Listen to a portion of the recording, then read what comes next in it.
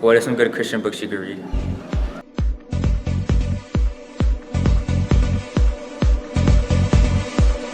There are thousands of Christian books out there, and half of them suck. But there are still hundreds of good Christian books, so where do you start? I was discipled by this pastor who made me read a book a week. So I've read over 400 Christian books. Now that's not a lot compared to some of the big readers out there.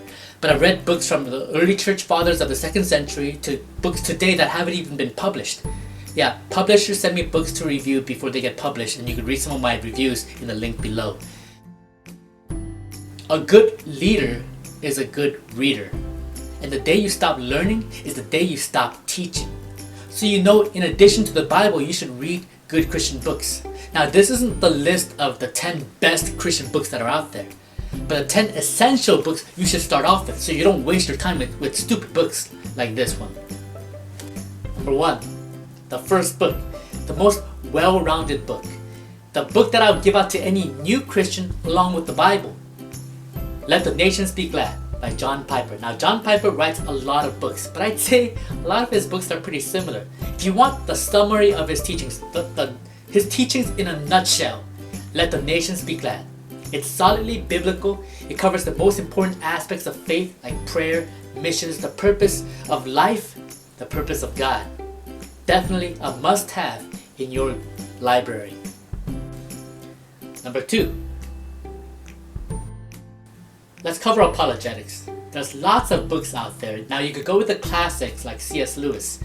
I've read The Problem of Pain, I've read Mere Christianity, but they're a bit long, okay? And I think the simplest and yet most exhaustive is Josh McDowell's Answers. It's better and more to the point than, say, The Case for Faith. Now if you really want to get into it, I would suggest getting Josh McDowell's Evidence That Demands a Verdict, Volume 1. Now, Volume 2 is a lot more, it's grad school level. It's a lot more technical. It covers JDP, form criticism, very technical, not for everyone. Or you could get his compendium, Already Defense. Now, I know this is evidentialism. I'm a big fan of presuppositional apologetics and Van Tillian apologetics, but to start off, I think evidentialism is the way to go. And better than Lee Strobel or Ravi Zacharias, the man to start off with is Josh McDowell. Number 3, biography. Christian biographies really challenge you to up your game. My favorite, In the Shadow of the Almighty, the story of Jim Elliot. Other great biographies include The Life and Diary of David Brainerd or The Spiritual Secret of Hudson Taylor. That book really made me want to be a missionary. I also liked Billy Graham's Just As I Am. Number 4. Next, you gotta have a Christian living book, which makes up the majority of Christian books out there. But I'd go with the classic, The Pursuit of God. A.W. Tozer has lots of other great books too. Number 5. You gotta have a short theology book. Although J.I. Packer's Knowing God is a classic, my vote is for Essential Truths of the Christian Faith. It's more exhaustive, yet every chapter is just a couple of pages. It covers every topic in Christian theology. Now, if you really want to get into theology, get a systematics book. You could go for the classics like Burkhoff or even Charles Hodge, or you could go more contemporary like my professor Michael Horton's book or my professor John Frame's book. But my favorite is Wayne Grudem. But the essential is you gotta get a short one. Start with a short essentials book. Oh my gosh, there are so many books on prayer and half of them suck and many of them say the same things. But I think you should read a book that inspires you to pray, not just tells you what prayer is. E.M. Bounds is the best when it comes to prayer. Just read any of his books. Everybody who reads books on prayer knows that E.M. Bounds is the best. Too bad this book is out of print, but there's this huge collection of E.M. Bounds that you can also buy. But his best book, I'd say, is Power Through Prayer. Yeah, much better than books written by like Bomardians. Get a book that makes you passionate for God. My selection, Cost of Discipleship by Dietrich Bonhoeffer. Or get crazy for God in Irresistible Revolution by Shane Claiborne. Or the classic Pursuit of Holiness by Jerry Bridges.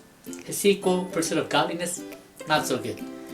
Or you could read, if you're more sensitive, then read books by Max Lucado, he's good. Or you could read one of the Bible character biographies by Pastor Chuck Swindoll. But yeah, Cost of Discipleship. Awesome. No, I'm not putting any book from the category of Christian fiction. Don't waste your time.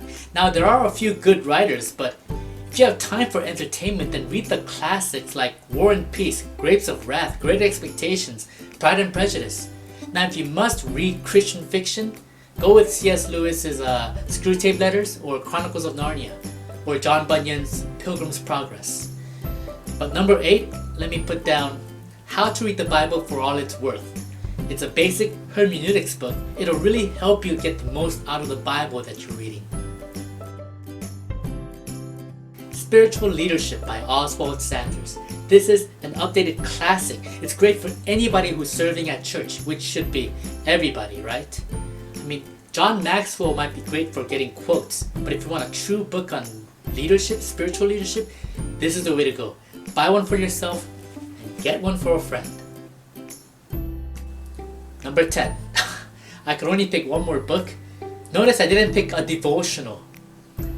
Pet peeve, there's a devotional being published every month, probably because it's the easiest to write.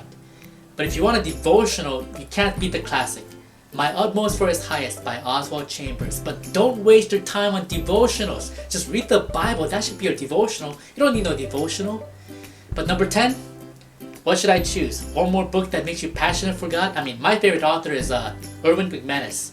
But my vote for number 10 is Richard Foster's Celebration of Discipline. You gotta know the spiritual disciplines like quiet times, meditation, fasting, prayer, the essentials, right? I mean, Richard Foster is the authority on the devotional life. So if you want a devotional, get a real book on learning to do it yourself. Now, there are so many more good categories of Christian books, but I wanted to funnel it down to the essentials. I mean, I could have gone over the best one-volume commentary, the best charismatic book, the best or the most essential medieval book or ancient book or Puritan classic. But let's stick to the essentials first and then move on from there. But honorable mentions, Holiness of God by R.C. Sproul, The 5 Love Languages by Gary Chapman, Putting Amazing Back into Grace by Michael Horton, or Philip Yancey's The Jesus I Never Knew. I mean, the list goes on, and hopefully you have your own list after reading all these great Christian books. I know I left out a lot of books. Do you have a personal favorite that you feel should be an essential that I missed? I'll give you my personal opinion. But until next time, don't forget to subscribe.